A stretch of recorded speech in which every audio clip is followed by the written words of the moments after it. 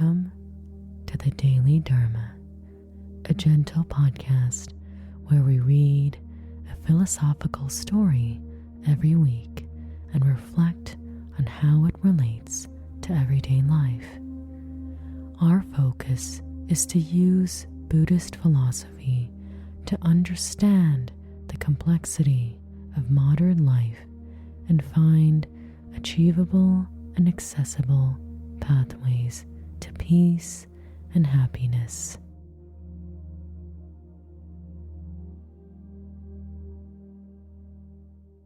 Hi everyone, welcome to the Daily Dharma.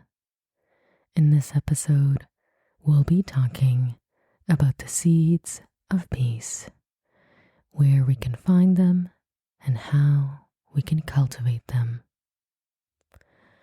The story that we'll be reflecting on this theme is called Harvesting Mindfulness, and it comes from the book Zen Stories with Master Seiji by Daiki Shimada. Here is how the story goes. A monk seeking wisdom on mindfulness visited Master Seiji, drawn by his tales of his enlightening guidance. He found Seiji engaged in a humble task, picking apples in the orchard of his new residence. Master Seiji, I've come a long way to learn from you. So, I have a big question that I'd like to ask. What does it truly mean to live in the moment? The monk eagerly inquired, ready to understand. Seiji glanced at him, a quiet invitation in his eyes, and said, "First, why don't you join me in picking these apples?" Together, they moved through the orchard, Seiji leading with calm precision, every movement deliberate, every choice of fruit laden with intention. The monk, following, gradually found his actions aligning with Seiji's, the simplicity of the task unfolding with unexpected attentiveness. Hours passed, and the basket between them gradually filled up with the orchard's bounty. As the sun began its descent, casting long shadows across their path, the monk, reflecting on the day's silence and simplicity, ventured out again. Master Seiji, after all of this, can I ask you once more, what does it mean to live in the present moment? Seiji handed the monk a ripe apple from the basket and offered a peaceful smile and nod. "Try tasting the apple," he said. As the monk took a big bite and savored the fruit, he realized what Master Seiji had been trying to teach him. In reading the story, it definitely made me smile simply because every time I've had the chance to go apple picking or cherry picking, it's just such a primal and connected experience because you're doing something that is deeply useful. You're collecting food, but you're also doing it free of distractions. You're able to really just own in on it, and after a while, it becomes this beautiful meditative activity, even as a child. And at the end of the day, you feel so fulfilled and satisfied by all the food that you could pick, that you could now enjoy with your friends and family. And I think this moment, and also the way Master Seiji chose to really impart the lesson, is deeply meaningful. We often think that in order to achieve mindfulness, we need to be somewhere else, that mindfulness and stillness and peace is simply not achievable where we are. But the truth is that it's achievable everywhere, anywhere, and at any time. And just acknowledging this makes a huge difference in our ability to see all the moments of peace that actually exist in our lives. I've actually had profound moments of peace in the strangest of places, walking on a busy sidewalk, sitting on the subway, just being on the balcony, watching the rain fall. Really, I think the one thing you need to feel peace is the permission to do so.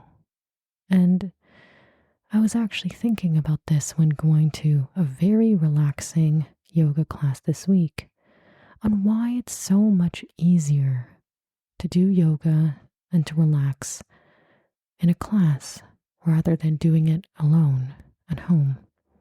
And I think it's because in a class, especially a yoga class, you are given permission to relax, to stop thinking, to stop running, to actually be still. And that permission from another person actually gives us the courage to at least try to do so, because otherwise we're always running. And the blame is really not entirely on ourselves. This tendency to run is everywhere. It's in the media, our families, our cultures. And as much as running is a part of life, we also need to give ourselves permission to stop. And in stopping, we get to really focus on what it is that we're doing. And suddenly, simply baking cookies becomes a beautiful meditative activity.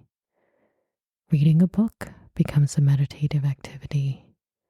Almost anything you can think of can become a seed of peace that allows you to simply stop running and be content as you are just for a moment.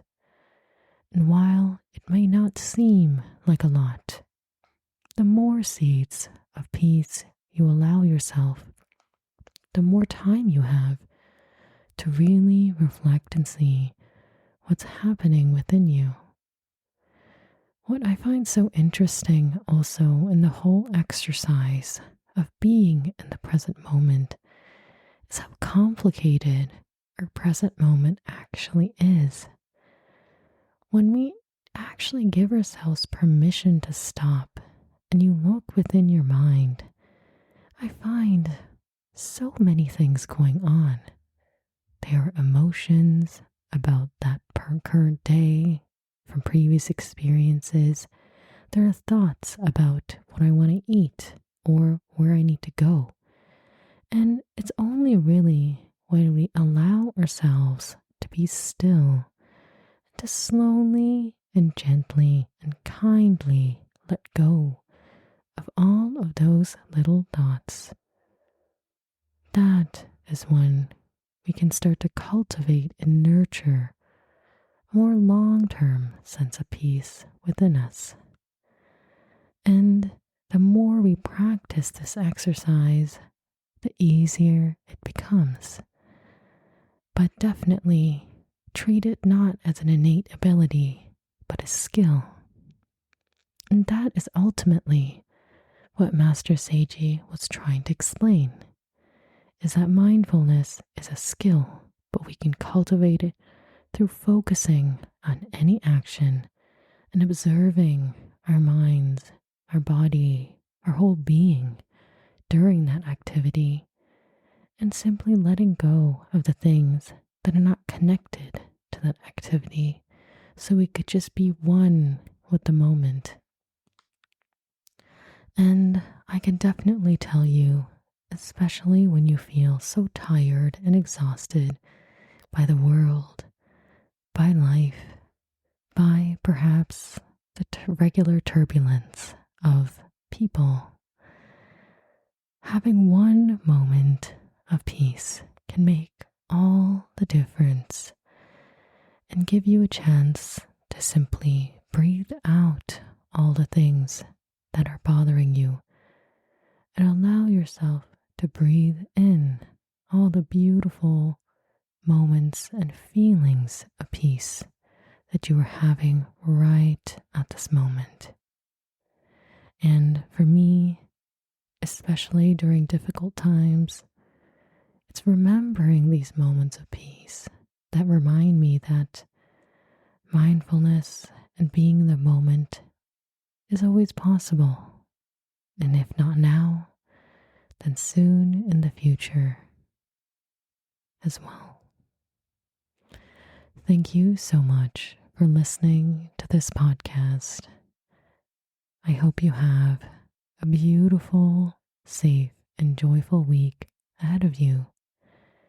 And if anyone has any ideas, questions, or thoughts they'd like to share, please email me at dailydharmapodcast@gmail.com. Thank you so much. Until next week.